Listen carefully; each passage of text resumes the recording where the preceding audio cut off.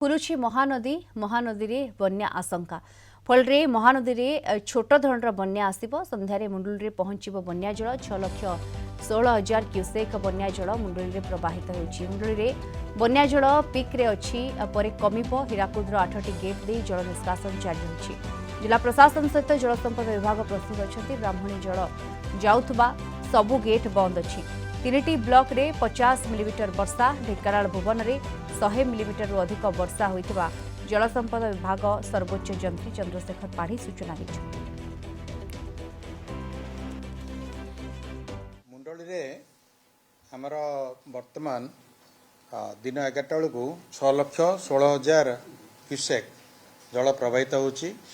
आशा करा जाउची जे एटा होची पिक एवं या परे जलस्तर धीरे धीरे कमिबो।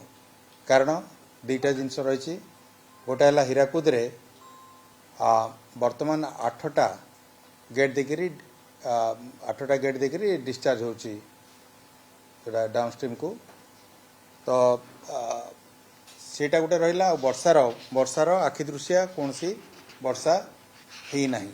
तेणुक आम आशा करुचु जे मुंडलीर एटा जोटा सर्वोच्च स्तर एटा रही जाइथिबो एवं सेटा धीरे धीरे खसिबो।